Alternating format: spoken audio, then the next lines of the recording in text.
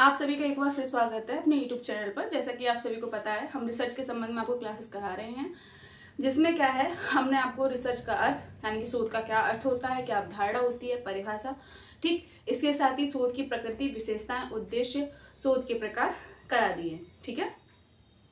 और जो कल की हमारी क्लास थी जिसमें हमने आपको क्या है, शोध के उपागम या फिर कहते हैं रिसर्च अप्रोचेस करा दी, जिसमें हमने आपको प्रत्यक्षवाद अप्रत्यक्षवाद के विषय में बताया। तो आज हम किस टॉपिक पर बात करेंगे, तो आज हम बात करेंगे अपने शोध की पद्धति, यानी कि किन किन पद्धतियों का प्रयोग किस किस क्षेत्र में किया जाता है। ठीक है। तो आज का टॉपिक हमारा होगा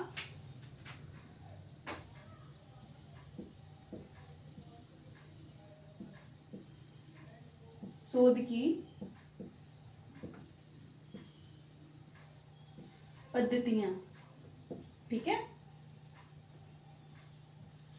तो शोध में कौन कौन सी मेथोडोलॉजी अपनाई जाती है, ठीक है, तो उसके विषय में आज हम जानेंगे। तो देखिए, शोध की पद्धति का जो निर्धारण होता है वो हमारे शोध क्षेत्र से ही निकलता है। जैसे अगर हमें किसी ऐतिहासिक चीज पर शोध करनी है, ठीक है, इतिहास के संबंध में हमें रिसर्च करनी है, तो वहां पर कौन सी आपकी रिसर्च आएगी, कौन सी पद्धति का प्रयोग है, ऐतिहासिक। ठीक है।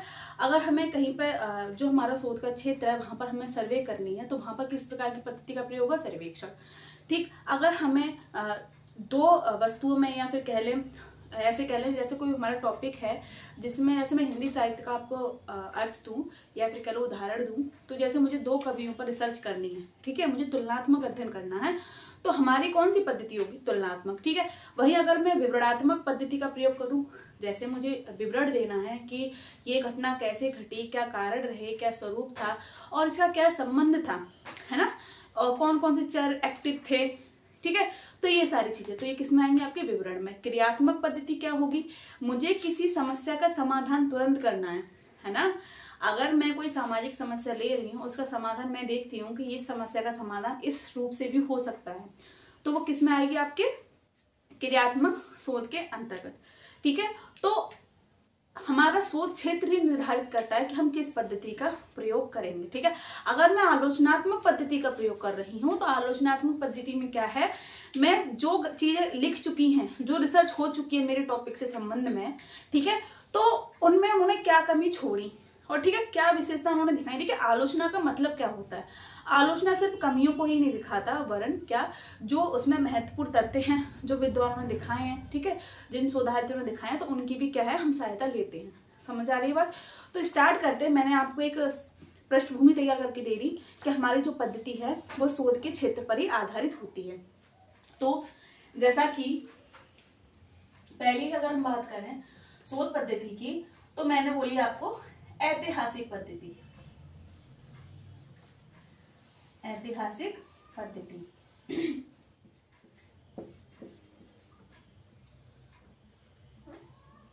ऐतिहासिक पद्धति। तो ऐतिहासिक पद्धति से आप क्या समझते हैं, जैसे मैंने भी आपको बताया, जैसे हमें बीते हुए समय में यानी कि भूत में जो कार्य हो चुका है या कोई घटना घटित हुई, ठीक है, जैसे अगर हमें गुप्त काल के बारे में जानना है तो हम उस समय की जानकारी कैसे प्राप्त करेंगे। तो ऐतिहासिक अगर हमें रिसर्च करनी होती है, ठीक है, तो कैसे करते हैं, तो उसके तथ्य हमें कैसे प्राप्त होते हैं। एक तो होते हैं लिखित रूप में,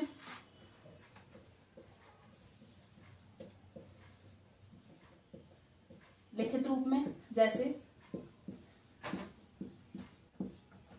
शिलालेख हो गए आपके, ठीक है, पुस्तकालय हो गए। देखिए, आप अगर राजघरानों को देखते हो तो ऐसे कई राजघराने हैं जिनका अपना एक डिपार्टमेंट होता है, लाइब्रेरी होती है, तो उसमें उस वंश से संबंधित जो महत्वपूर्ण राजा रहे या फिर जो योद्धा रहे, जो सेनापति रहे, उनका सारा डाटा उसमें होता है कि कैसे तैयारी युद्ध की जाती थी, ठीक है, क्या वेशभूषा होती थी, क्या संस्कृति थी, क्या परंपराएं थी।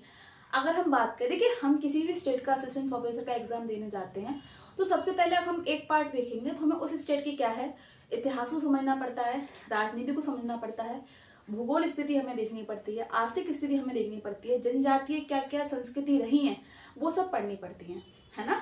तो उसमें यही सारी तो चीजें हैं कि अगर कोई संस्कृति थी तो वो संस्कृति किस रूप में विकसित हुई, ठीक है, क्या क्या विशेषताएं उनकी रही, क्या क्या परंपराएं वहां से स्टार्टिंग हुई, और जो राजवंश हैं उनके कौन आराध्य थे, ठीक, वो किस चीज को मानते थे, है ना, उनकी मानसिकता किस चीज की थी, तो ये सारी चीजें, ठीक है। तो देखिए पुस्तकालय, अगर हम कोई ऐतिहासिक रिसर्च कर रहे हैं, ठीक है, इतिहास से संबंधित आप कोई भी चीज ले लीजिए, तो सबसे पहले हम वहां के तथ्य कैसे प्राप्त करें, एक तो लिखित तथ्य, ठीक है, जैसे राज दरबारी हुआ करते थे, मैंने आपको बताया, तो वो जिसके आश्रम में रहते थे तो उनके विषय में लिखे जाते थे ना, जैसे अब्बुल फजल हुए, अकबर के विषय में उन्होंने लिखा, है ना, ऐसे कितने ही राज दरबारी हुए हैं, तो वो क्या है, जिन राजा के आश्रम में रहते थे तो उनके विषय में वो जानकारी लिखते थे, ठीक। तो यहाँ पर पुस्तकालय हो गए, शिलालेख हो गए, ठीक है, या हस्तलिपि,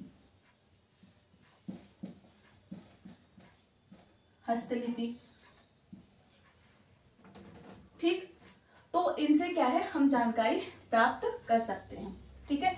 दूसरा क्या है, अगर हम दूसरे रूप को देखें मौखिक रूप में,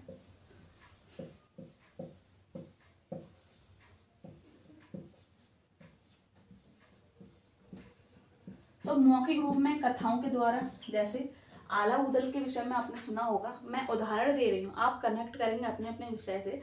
आला उदल के विषय में आपने सुना होगा, तो जो जगनिक ने परमार रासो लिखी, तो उन्होंने देखिए आला उदल की जो प्रशंसा है, तो ये क्या है, मौखिक रूप में तो चीजें हैं, तो इसमें देखिए कथा वस्तु यानी कथा, कहानी, ठीक है, किंवदंतियां, किंवदंती, ठीक, तो इन सारी चीजों से क्या है, जानकारी प्राप्त होती है। देखिए कभी कभी क्या होता है, हमें किसी समय विशेष के बारे में शोध करनी है, ठीक है, तो हमें उसके बारे में जो लिखित डाटा है वो कम प्राप्त होता है, लेकिन जो मौखिक चीजें, जो जानकारियां हैं वो ज्यादा प्राप्त हो जाती हैं। तो देखिए जो मौखिक रूप से ये इतनी सटीक नहीं होती है ना, किंवदंती इतनी सटीक नहीं होती, क्योंकि एक बात को कई लोग अपने कई तरीके से बताते हैं, ठीक है, लेकिन इनका सारा कहाँ लिया जाता है, जब हम गुणात्मक शोध करें, ठीक है, जब हमें वहां की संस्कृति को समझना है तो हम किंवदंतियों कहानियों का सहारा लेते हैं। दूसरी है कलाकृतियां,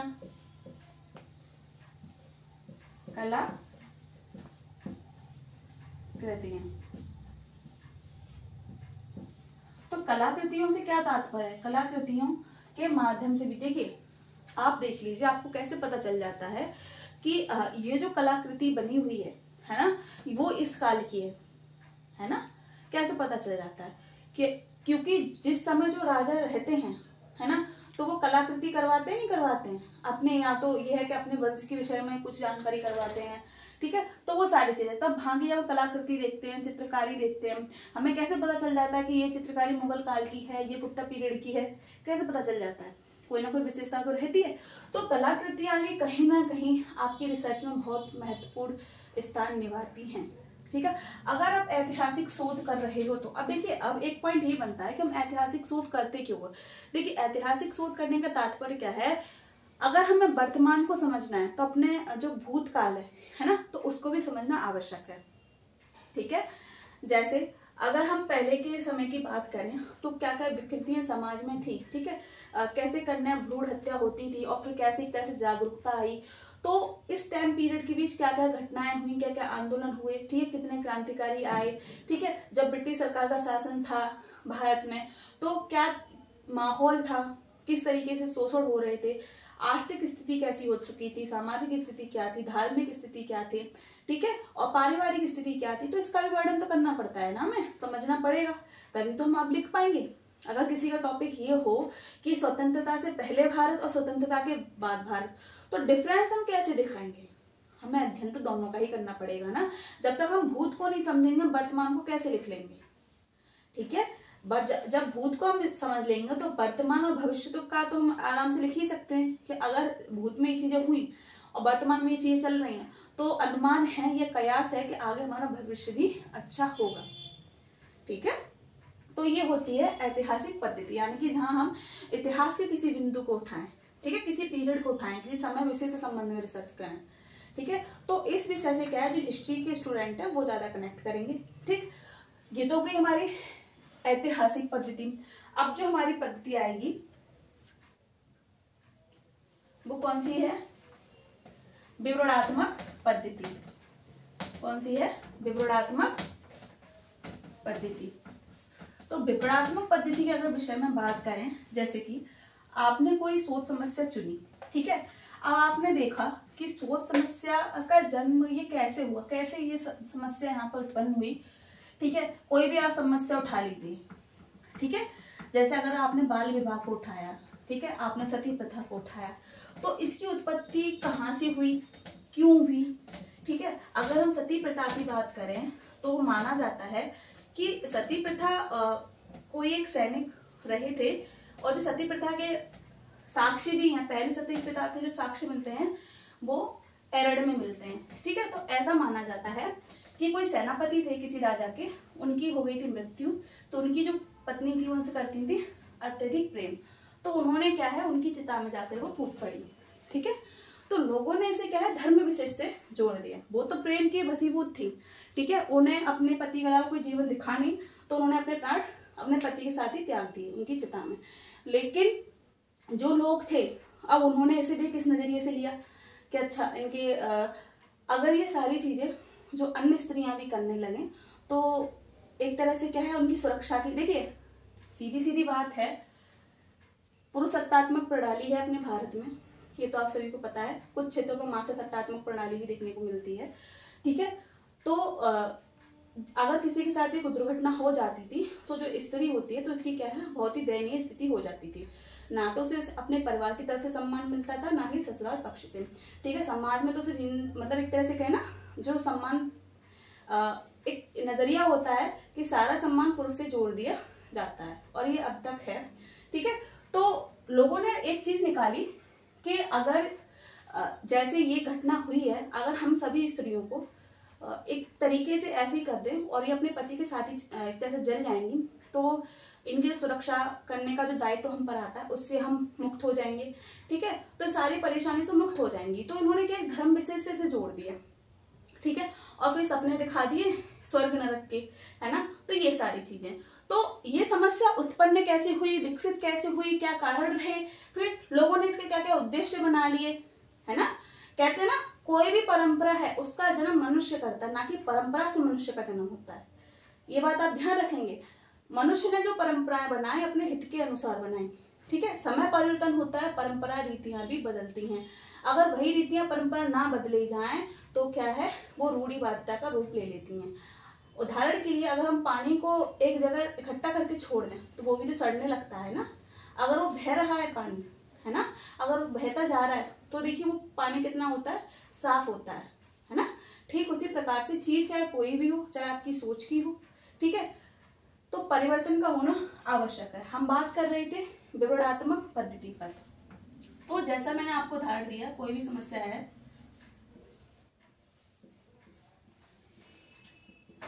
विवरणात्मक पद्धति, ठीक है। तो विवरणात्मक पद्धति यही, कोई हमारी सोच समझ से हमने उठाया उसे, तो सबसे पहले इसमें क्या है, यानी कि ये समस्या क्या है, ठीक है, क्यों है,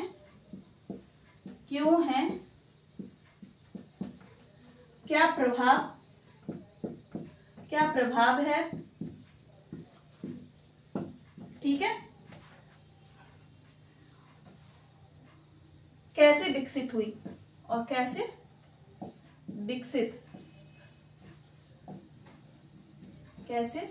विकसित हुई, ठीक है। और इसका सकारात्मक पक्ष क्या है,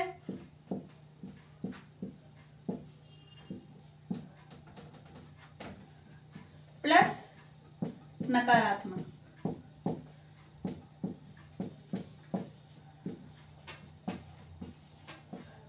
ठीक है।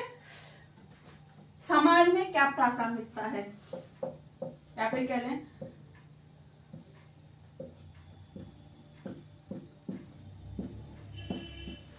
उपयोगिता है,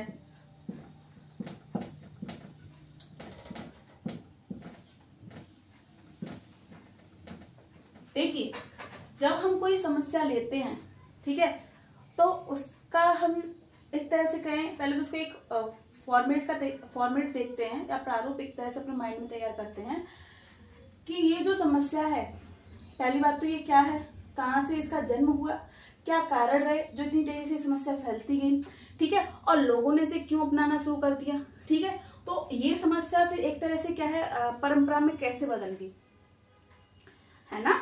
तो ये सारी चीजें देखिए, कोई भी समस्या होती है आप उसके दो पक्ष देखते हो, एक ही चीज के दो अनुयायी आपको देखने को मिलते हैं, ठीक है। एक तो वो जो इसका समर्थन करते हैं, एक वो जो विरोध करते हैं। तो हमें उसमें समस्या को हमें कैसे देखना है, अगर जिस चीज का विरोध ज्यादा हो रहा है और जो चीज मनुष्यता का हनन करने में लगी है, तो उसका कभी समर्थन करना ही नहीं चाहिए, ठीक है। जैसे मैंने बोला, मैंने आपको सती प्रथा के संबंध में एक उदाहरण दिया, ऐसे ही बाल विवाह को मैं उठाकर टॉपिक लूं, ठीक है। तो पहले के समय में देखिए, अभी हालांकि कुछ क्षेत्रों में बाल विवाह होते हैं, ठीक है, और एक अपराध की श्रेणी में आता है। पहले के समय में आप देखिए, अपनी दादी दादाजी के टाइम की बात, तो पहले बाल विवाह ज्यादा हुआ करते थे, है ना। तो उसके पीछे क्या कारण थे, हमें वो भी कारण समझने होंगे, सामाजिक कारण भी समझने होंगे। तो उस समय विवाह आप देखिए, हर किसी का ही छोटी उम्र में विवाह होता था। एक गौना सुना होगा, पहले गौना कर दिया करते थे, उसके बाद क्या है, विदाई हुआ करती थी 4 या 5 साल बाद, ठीक है, किसी किसी के 3 साल बाद, ठीक है। तो ये चीजें क्यों पनपी, ठीक है, और फिर पनपी, फिर इसका नुकसान क्या हुआ, आप नुकसान भी तो देखते हैं। जब कम उम्र में कोई स्त्री गर्भवती होती है, फिर उनकी मृत्यु भी जल्दी हो जाया करती थी, है ना, उनके जो बच्चे होते थे उनकी मृत्यु हो जाया करती थी। तो देखिए, नकारात्मक चीजें ज्यादा थी, है ना, इसीलिए तो विरोध किया गया, क्योंकि जो बच्चे अभी मानसिक रूप से विकसित नहीं है, शारीरिक मानसिक रूप से जो विकसित नहीं है, वो विवाह का मतलब ही क्या जानते हैं, है ना। तो ये सारी चीजें, ये समस्या ही तो है। तो इसकी उत्पत्ति कैसे हुई, सामाजिक पक्ष क्या रहे, आर्थिक पक्ष क्या रहे, ठीक है, सांस्कृतिक पक्ष क्या रहे, ठीक है, पारिवारिक पक्ष क्या रहे, इनका मैं अध्ययन करना है। फिर कि लोगों ने इसका कैसे रूप अपने दिमाग में सहेजा, या फिर किस रूप में ये लेते हैं, कौन इनके पक्ष में थे, है ना। तो सीधी सी बात है, जो जागरूक नहीं है और वो तो इसके पक्ष में होंगे ही होंगे, जो जागरूक है वो इसके पक्ष में नहीं होंगे। तो देखिए, विरोध देखने को मिलता है, नहीं मिलता है। फिर इससे क्या है, समाज पर क्या प्रभाव पड़ रहा है, स्त्रियों की स्थिति पर क्या प्रभाव पड़ रहा है, प्लस पुरुषों की स्थिति पर भी क्या प्रभाव पड़ रहा है, दोनों चीजें देखनी है हमें। बाल विवाह ये थोड़ी ना है कि सिर्फ स्त्री का ही बाल विवाह हो रहा है, लड़कों का भी तो होता था, तो लड़कों की भी कम उम्र में शादी कर दी जाती थी। तो ये सारी चीजें, दोनों का हमें बैलेंस देखना है कि क्या क्या कमियां थी, फिर उनको हमें निकालना है, ठीक है। और जैसे मैंने कहा नहीं कि पहले ये चीजें ज्यादा चलती थी, क्यों चलती थी, क्योंकि समाज में स्वीकृति, समाज एक किससे बनता, मनुष्य थे। अगर सब एक ही मानसिकता के, एक ही विचारधारा के बन जाते हैं, तो उनके विचार जल्दी मिलने लगते हैं। अब उन्हें भी लगा हाँ चलो बाल विवाह सही है, जल्दी क्या है अपने हाथ पीले कर देते हैं और इस ऋण से मुक्त हो जाते हैं, यही तो मानसिकता होती थी। तो यही कारण था, इसीलिए समाज में से स्वीकृति मिली। जैसे जैसे समय आया, परिवर्तन होता गया, लोगों की सोच बदली, जागरूकता आई, तो इसके विषय में कई अधिनियम चलाए गए, ठीक है, और फिर इसमें संशोधन भी देखने को मिला, ठीक। तो काफी सारी चीजें, तो विवरणात्मक पद्धति का मतलब ही यही है, कोई सोच समस्या हमने ली है तो उसका वर्णन करना, उसके सभी पक्षों को दिखाना, समझ रहे हैं आप बात। देखिए, एक चीज आप हमेशा याद रखेंगे, पद्धति चाहे कोई भी हो, अगर हम शोध के चरण उसमें पूछें कि ऐतिहासिक पद्धति में क्या चरण रहेंगे, तो सबसे पहला चरण तो यही रहेगा, कोई शोध समस्या का चयन आवश्यक है, तथ्यों का एकत्रीकरण होना चाहिए, विश्लेषण होना चाहिए, संश्लेषण होना चाहिए, ठीक है, और उसके बाद क्या, निष्कर्ष वगैरह, ठीक, परिकल्पना, ठीक है। जब हम शोध समस्या का हमने चयन कर लिया, ठीक है, फिर उसके बाद में हम परिकल्पना बनाएंगे, तथ्यों को एकत्रित करेंगे, ठीक है, फिर उनका विश्लेषण करेंगे, समझ रहे हैं, विश्लेषण करेंगे, निरीक्षण करेंगे, तब जाके क्या है, निष्कर्ष निकालेंगे कि इस समस्या को हम इस तरीके से एक तरह से सही कर सकते हैं, है ना, इसका क्या निष्कर्ष निकलता है, ये सारी चीजें। तो विवरणात्मक पद्धति में क्या है, विवेचन करना, शोध समस्या का एक तरह से कहें व्याख्या करना, हर पक्ष की, समझ आई बात आपको, ठीक है।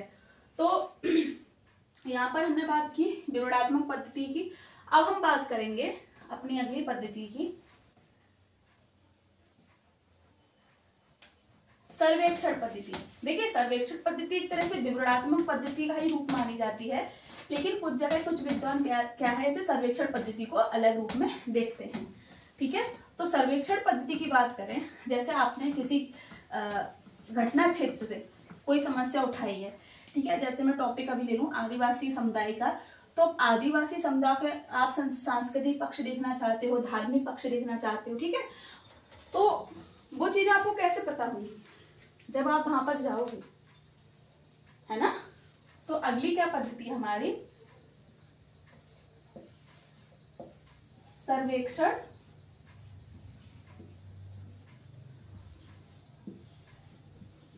पद्धति। सर्वेक्षण पद्धति, तो सर्वेक्षण पद्धति से क्या होता है, जैसा मैंने बोला सर्वे करना। जैसे अगर आपका टॉपिक जनगणना से है, जैसे आपका टॉपिक किससे है, जनगणना से, तो हमें कैसे पता चल जाता है कि इस जिले में, इस प्रदेश में इतनी जनसंख्या है, कैसे पता चल जाता है, सर्वे की जाती है। और फिर हमें ये भी कैसे पता चलता है कि हमारे भारत देश में इतनी युवा, एक तरह से कह लें युवा नागरिक हैं, ठीक है, इतने बुजुर्ग हैं, इतने बच्चे हैं, और उनमें भी स्त्रियां कितनी हैं, पुरुष कितने हैं, ठीक है, साक्षरता दर हमारी कितनी है ना। तो ये कैसे पता चलती है, जब सर्वे की जाती है। तो जो सोच सर्वे पर आधारित होती है, समझ रहे हैं, वो क्या कहलाती है, सर्वेक्षण। तो जैसे मैंने यहाँ पर आपको उदाहरण दे दिया जनगणना का, ठीक है, तो किसी अब जनगणना की जाएगी तो हर एक परिवार में जाया जाएगा, वहां से ब्यौरा लिया जाएगा, ठीक है, कि कितने सदस्य हैं आपके घर में, ठीक, और कितनी महिलाएं हैं, कितने बच्चे हैं, कितने पुरुष हैं, और उसमें भी ये देखा जाएगा कि कितने पढ़ रहे हैं, है ना, ये सारी चीजें। वहीं अगर मैं बात करूं, जैसे आप किसी जनजाति पे कार्य करना चाहते हो, जनजाति, आप किसी जनजाति पर कार्य करना चाहते हो, ठीक है, और आप देखना चाहते हो कि भारत में कितनी जनजातियां हैं, तो हमें कैसे पता चलेगा, वहां पर भी तो हम जाएंगे, सर्वे करेंगे ना कि इतनी जनजातियां हैं, इतनी इसमें महिलाएं हैं, ठीक है। तो ये सारी चीजें, तो वो शोध जो सर्वे के माध्यम से की जाती है, या वो शोध का क्षेत्र जहाँ सर्वे को महत्व दिया जाता है, उसमें किस पद्धति का प्रयोग होता है, सर्वेक्षण पद्धति का प्रयोग होता है। समझ आई आपको बातें, ठीक है। अगली हम पद्धति देखें, अगली पद्धति हम देखें तो अगली पद्धति है क्रियात्मक पद्धति। अगली पद्धति क्या है, क्रियात्मक पद्धति। जैसा कि मैंने आपको क्रियात्मक पद्धति के विषय में बताया है कि जो प्रकार कराए थे, तो उसमें मैंने आपको बताया था क्रियात्मक शोध। तो क्रियात्मक शोध से आप क्या समझते हैं, क्रियात्मक शोध से आप क्या समझते हैं, ठीक है, या क्रियात्मक पद्धति का प्रयोग कहाँ किया जाता है। तो क्रियात्मक पद्धति का प्रयोग कहाँ किया जाता है, जहां कोई शोध समस्या ने जन्म लिया है और आपको उसका क्या है, एकदम से समाधान निकालना हो, ठीक है। आपने कोई समस्या देख ली, ठीक है, अब इसके क्या क्या समाधान हो सकते हैं, समझ रहे हैं, तो वहां पर क्या है, क्रियात्मक पद्धति का प्रयोग किया जाएगा, ठीक है, या फिर इसे कह लें समस्या मूलक पद्धति। समस्या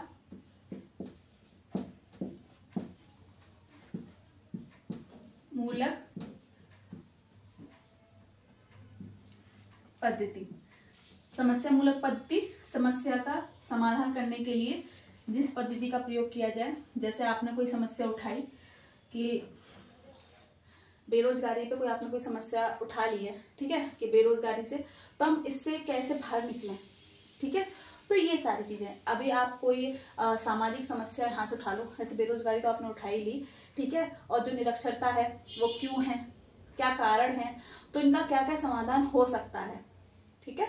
तो वो किसके अंतर्गत आएंगे, आपके क्रियात्मक पद्धति के अंतर्गत। तो ऐसे क्षेत्र देखिए, आपकी पद्धति का जो निश्चय है, ठीक है, वो जो चयन है वो कौन करेगा, आपका जो शोध क्षेत्र है। ध्यान रखेंगे, अगर आपका ऐतिहासिक अध्ययन क्षेत्र है तो ऐतिहासिक पद्धति है, सर्वे का कोई क्षेत्र आप ले रहे हैं तो सर्वेक्षण पद्धति आएगी, ठीक है। अगर आप समस्या का समाधान करने के लिए कोई पद्धति एक तरह से शोध करना चाह रहे हैं तो कौन सी पद्धति आएगी, समस्या मूलक पद्धति या क्रियात्मक पद्धति। समझ आए, ठीक। अगली पद्धति हम देखें, आगमन पद्धति, आगमन निगमन पद्धति, ठीक है। आगमन, जैसे आपने प्रकार पढ़े थे, तो देखिए पद्धति और शोध के प्रकार कहीं ना कहीं समानता इन लोगों में है। ठीक है, प्रकार जो प्रकार है वही पद्धति का इन्होंने रूप लिया है। जैसे आपने मैंने जब तर्क के आधार पर प्रकार पढ़ाए थे तो आपने आगमन का नाम सुना, तो देखिए आगमन पद्धति, जैसे मैंने बोला आगमन पद्धति में क्या होता है, जब व्यवहारिक चीजों का पर हमें शोध करनी होती है, विशेष से जब हमें व्यवहार की ओर जाना होता है, तो वो पद्धति कौन सी होती है, आगमन पद्धति। ठीक है,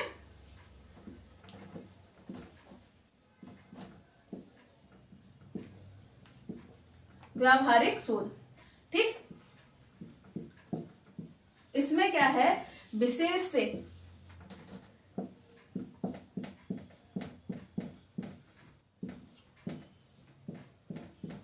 सामान्य ज्ञान, है ना, कि विशेष से आप देखिए, आप कई विद्वानों के सिद्धांत को पढ़ते होंगे, जब वो सैद्धांतिक व्याख्या देते हैं तो बड़ी वो डिफिकल्ट होती है। क्यों होती है, क्योंकि जो उसमें शब्द चयन होता है वो सैद्धांतिक होता है। यदि वहीं कोई टीचर उन्हें अच्छे से समझा दे, ठीक है, सरल शब्दों में, सहज शब्दों में समझा दे, तो वो देखिए वो फॉर्मूला आपको याद हो जाता है। ठीक उसी प्रकार से क्या है, जो आगमन पद्धति है, जब हमें व्यवहारिक शोध करनी है, विशेष से हमें सामान्य की ओर जाना है, तो कौन सी पद्धति का प्रयोग करते हैं, आगमन का। वहीं अगर मैं बात करूं निगमन, निगमन पद्धति क्या है, जब हमें विशेषीकरण की ओर जाना हो, किसी सब्जेक्ट से, किसी क्षेत्र से, एक ऐसा हम क्षेत्र लें जिसका जो अध्ययन है वो काफी सूक्ष्म है, ठीक है, और जिसे करने के लिए क्या है, हमें निगमन पद्धति का सहारा लेना पड़ता है। ठीक है,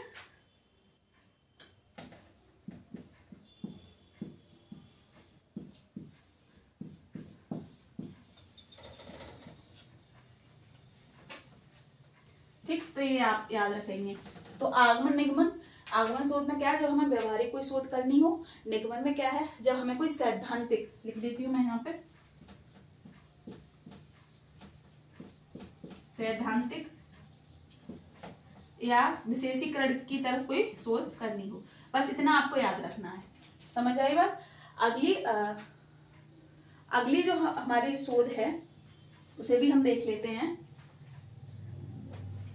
वो कौन सी है हमारे, गुणात्मक और मात्रात्मक शोध। अब ये गुणात्मक और मात्रात्मक शोध से क्या तात्पर्य है, मात्रात्मक शोध का जो प्रारूप है, या फिर कह लें मात्रात्मक जो पद्धति है, उसका प्रयोग कहाँ किया जाता है, जहां पर क्या है, आपको डाटा लिखित रूप में या संख्यात्मक रूप में लेना होता है। ठीक है, आपने अगर जनगणना के संबंध में कोई टॉपिक चूज किया है, ठीक है, किसी जनजाति के संबंध में कोई टॉपिक चूज किया है, उनकी संख्या को लेकर, है ना, तो यहाँ पर हम कैसा डेटा दिखाएंगे, संख्यात्मक रूप में। ठीक है, तो वहां पर कौन सी पद्धति का प्रयोग होगा, आपकी मात्रात्मक पद्धति का। ठीक है, लिख देते हैं मात्रात्मक पद्धति। इस पद्धति का प्रयोग कहाँ करते हैं, जहां तथ्यों के आंकड़े एकत्रित करने होते हैं,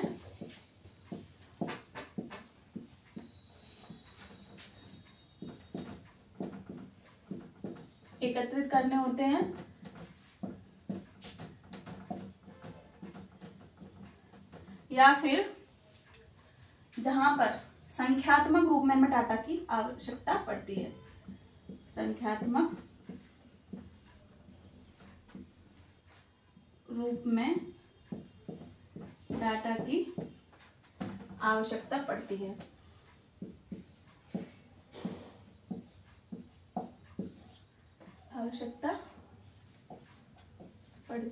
है। ठीक है, तो ऐसा कोई हम शोध का क्षेत्र ले लें जहां पर क्या है, हमें आंकड़ों की आवश्यकता है। ठीक है, और जैसे हम आदिवासी के संबंध में ही ले लें कि अगर हम किसी स्टेट को उठाते हैं कि मध्य प्रदेश में, ठीक है, जो आदिवासी हैं उनकी जनसंख्या कितनी है। ठीक है, तो हमें कैसे पता होगा, ठीक है, तो हमें कैसे पता होगा, तो उसके लिए जो डाटा है, जो न्यूज़पेपर हैं, ठीक है, तो उसमें जो डाटा निकलता है, या फिर कह लें कि जब भारतीय सरकार कोई डाटा निकालती है तो वहां से हम डाटा लेते हैं। ठीक है, फिर जब हम वहाँ पर सर्वेक्षण वगैरह करते हैं, देख के आते हैं, हर स्टेट अपने अपने यहाँ की जो विशेषताएं होती हैं, ठीक है, कितनी कितनी जनजातियां हैं, कितनी जातियां हैं, तो उस संबंध में जो डाटा निकालती है, ठीक है, तो ये सारी चीजें हम देखते हैं। तो वहां पर कौन सी पद्धति प्रयोग होगी? आपकी मात्रात्मक पद्धति। अब हमारी अगली जो पद्धति है वो क्या है? गुणात्मक पद्धति। अब देखिए यही टॉपिक से मैं कनेक्ट करूं गुणात्मक पद्धति से। आप किसी जनजाति पर रिसर्च करना चाहते हैं, ठीक है, अब आप वहां की संस्कृति समझना चाहते हैं कि ये जनजाति किस प्रकार की संस्कृति को जीती है, क्या इनकी वेशभूषा है, क्या इनकी भाषा है, ठीक है, क्या इनका धर्म है, क्या परंपराएं हैं, क्या रीतियां हैं, क्या नीतियां हैं, तो वहां पर कौन सी पद्धति होगी? गुणात्मक पद्धति। गुणात्मक पद्धति में क्या होता है? ये मानवीय संवेदनाओं पर आधारित है। किस पे? मानवीय संवेदनाओं पर आधारित है, ठीक है, ये मानवीय संवेदनाओं, व्यवहार,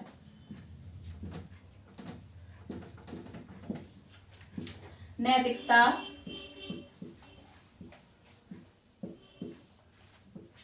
संस्कृति, ठीक है, परंपरा